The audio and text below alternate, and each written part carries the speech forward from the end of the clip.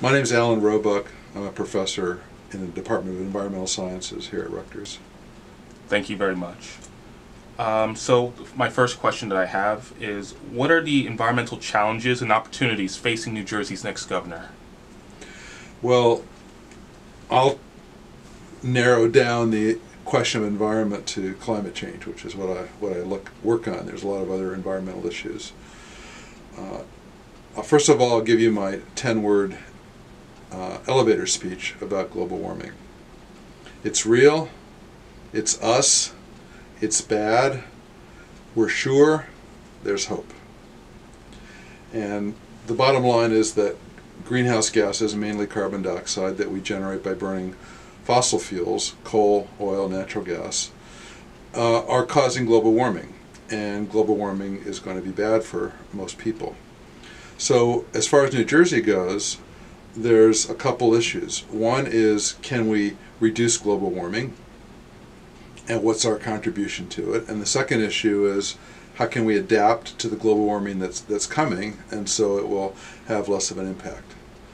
As far as global warming gas emissions, the answer to that is to not burn coal and oil, gasoline, and rather use the wind and the sun for our energy supply. New Jersey's pretty good in terms of solar power. There's a renewable energy certificate you can get if you have solar panels, and the electric company has to buy the certificates from you.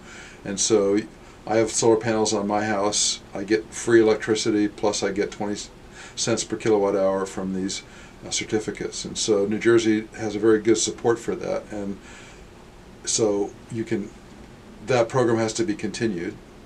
The other main source of greenhouse gases, one of them is transportation. And right now, the public transportation is getting less support than it could have. Governor Christie made a big mistake in not supporting another tunnel under the Hudson River, which would have made trains into the city better and also would have produced a lot of jobs. And so one thing the new governor has to do is to support the new tunnel, try and get federal funding to help pay for it, and implement it. Another thing, of course, is taxes.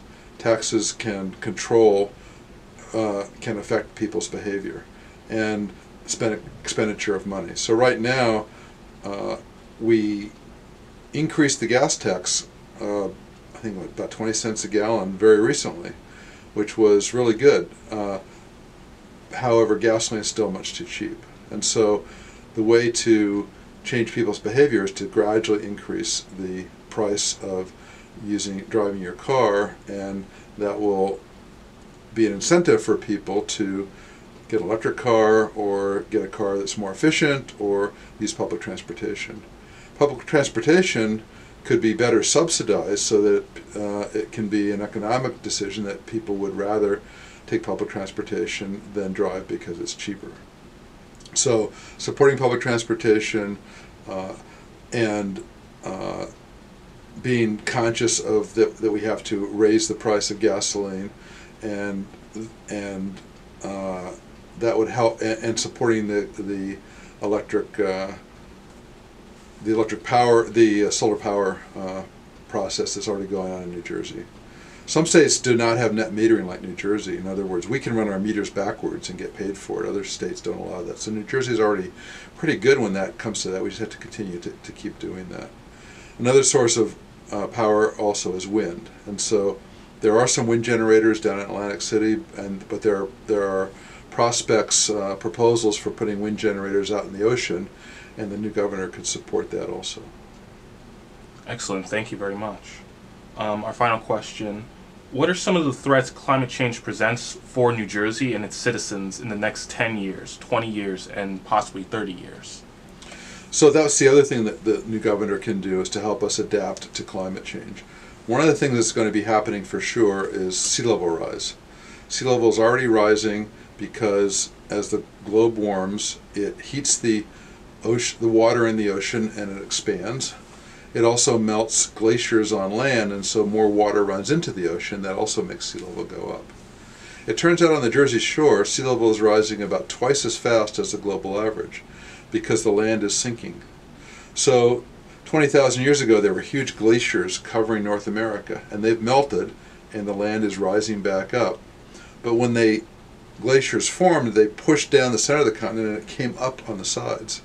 We're here at the sides. So as it's rising back up, the sides are going back down. And so the land in New Jersey is sinking as the middle of North America is going up. And so that, of course, affects people that live at sea level.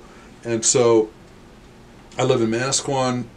It's been 5 years since Hurricane Sandy, and now you go to the shore, it looks very different. People's houses are on 10-foot poles that weren't like that before. So that's a type of adaptation that people need. Another way is just to move away from the shore, but of course people like to be at the shore.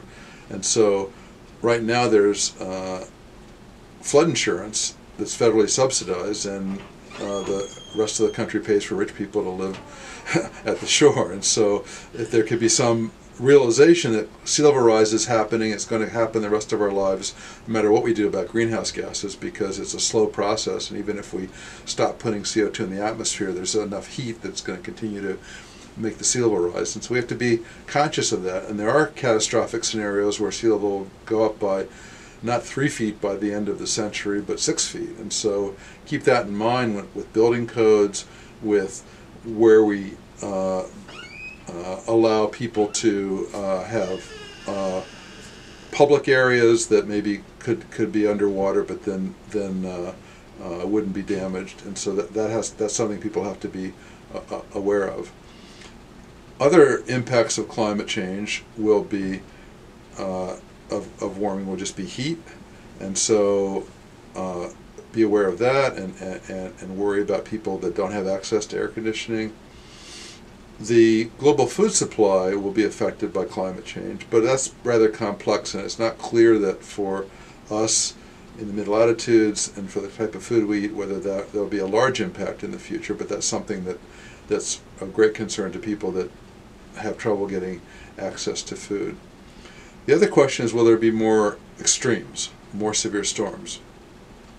Hurricane Sandy was more dangerous already because of climate change, because there's already been a certain amount of sea level rise, and so the flooding that took place went farther inland than it would have if there hadn't been the climate change of the last century. In addition, the ocean's a little bit warmer than it was, and so that gives more energy to the storms and made it stronger than it would have been. So we're not sure whether there'll be more hurricanes, but the hurricanes that will occur will be stronger. And thunderstorms will be stronger, and so there'll be more chances for flooding. At the same time, there'll be more chances for drought because the weather will be more extreme. And so those are things that we have to be able to deal with and be prepared for.